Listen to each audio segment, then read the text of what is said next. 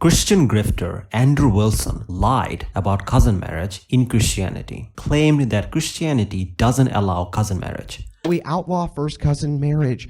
Canon law prohibited marriage within 4 degrees of relation. However, this is a lie. Inshallah, in this video, I'll show you how he lied to his audience about cousin marriage. So if you want to know how he got caught lying about Christianity, then please watch this video until the end. So let's get started. As countries become more Christian, inbreeding declines, right? We can see this from church intervention in Spain.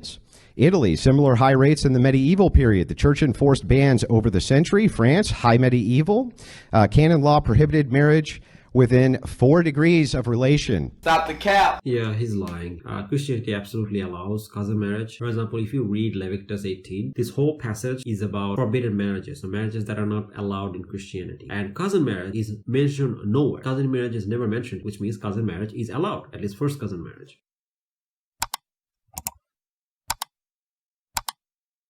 There are examples of open cousin marriage in the Bible, right? For example, in Genesis 24:15, it describes the marriage of Isaac and Rebekah, who was the granddaughter of Abraham's brother Nahor, which makes her Isaac's first cousin once removed. In Genesis 29:10-28, describes the marriage of Jacob with Rachel and Leah, who were the daughter of Laban, who was his uncle, which makes them, his wives, his first cousin, right? And what's ironic is that there's this whole story where he actually wanted to marry Rachel. His uncle basically tricks him and gets him married with like the older sister, Leah. He has sex with her, and then he says that you have to wait 7 years before you can marry her sister, right? And then he waits 7 years and then marries and have sex with his second cousin. Brother, Not only did Jacob have sex with one cousin, he had sex with 2 cousins. double whammy.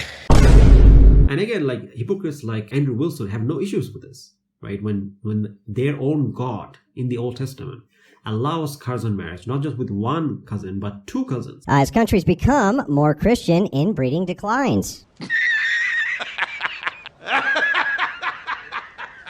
Like these guys are hypocrites. So yeah, now if you're going to argue that, oh, but the Catholic Church bans cousin marriage, you have to understand the Catholic position is that the scripture is just as important as the church. So if you have a situation where the church is contradicting the scripture, then there needs to be some kind of reconciliation. You guys need to explain to us why there's a contradiction, right? Because if the church is saying that no, cousin marriage cannot be allowed, where's that in the Bible? For a long time, even the church allowed cousin marriage. Even Christian apologist like Sam Shamoun admits that Christian divine law never prohibited cousin marriage.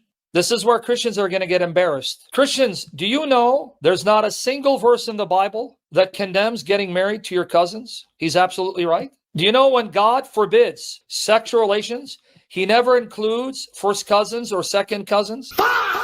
Bottom 20 least productive sub-Saharan African countries. Wouldn't you know it, they're all Muslim. 99% Muslim in Somalia. Whew, very high. 60% first cousins. Anybody ever hear a joke about Somalian IQ? I already exposed this guy for using fake research from a white nationalist who has been proven to be a liar in this video. Feel free to check it out. He's also wrong for the following reasons as well. So here this guy is committing the questionable cause fallacy. Just because there's a correlation between cousin marriage and IQ doesn't mean cousin marriage causes IQ to be as low as it is on a national level. And this is especially problematic because there are various different factors when it comes to judging IQ. For example, according to PubMed, they actually published in a research paper. The paper showed that environment has a massive effect on children's IQ, the study says. In the present study, we found that various environmental factors such as place of residence, physical exercise, family income, parents' occupation, and education influence the IQ of a child to a great extent. Hence, a child must be provided with an optimal environment to be able to develop his or her full genetic potential. So in the study, they literally found that IQ is mostly shaped by environment, not based on cousin marriage, or at least it's not fully genetic. Yeah, this guy completely ignores evidence like this, because this clearly contradicts his theory. So he's just cherry picking data. You could also say that I have an egg instead of a head. Let me just point out that Daniel Kikikachu didn't actually rebut any of my arguments, not a single one.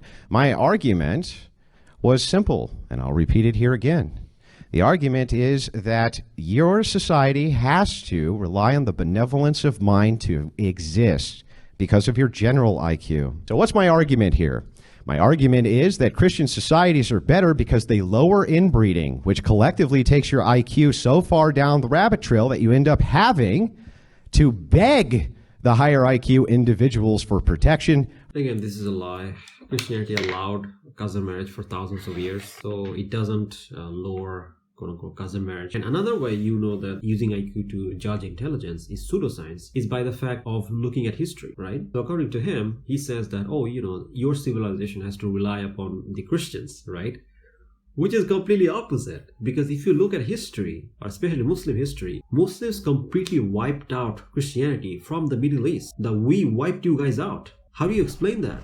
If you have higher IQ, if Christianity leads to higher IQ, how is it that Christianity got wiped out by Muslims in the Middle East? Like, it makes no sense. If this is really the case, that Christianity preserves high IQ, or by reducing cousin marriage, you would see Christianity dominant in Middle East. But you don't see that. You see Christianity completely wiped out.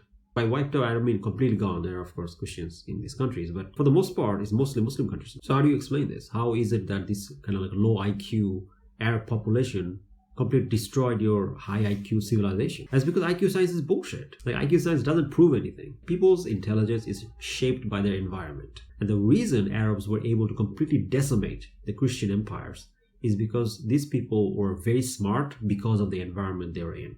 The Arab soldiers, the jihadi, lived in very harsh condition. They were shaped by that harshness, and which made them very, very good warriors. When you combine that with the ethics of Islam, they were almost unstoppable. This is how they became a superpower. So this idea that, oh, your civilization needs us to survive, it's complete cope. It's complete hopium, right? Christians are coping. No, like, we don't need you guys. We wiped you guys out. Now, if some Christian conservative nationalist comes at me by saying that, but modern Christian countries are so much more powerful than Muslim countries. Yeah, except the problem is that modern Christian countries aren't Christian countries. These are secular countries with like nuclear powers and whatnot, right? Which has nothing to do with Christianity. I'm talking about Christian empires, actual Christian empires like the Byzantine Empire, which was wiped out by the Muslims, right? Like that itself like debunks his whole argument. Bada bop boom pow. If you guys like the video, don't forget to like, share, and subscribe. If you want to support me, you can support me by becoming a Patreon or YouTube member. And inshallah, I'll see you guys next time. Inshallah,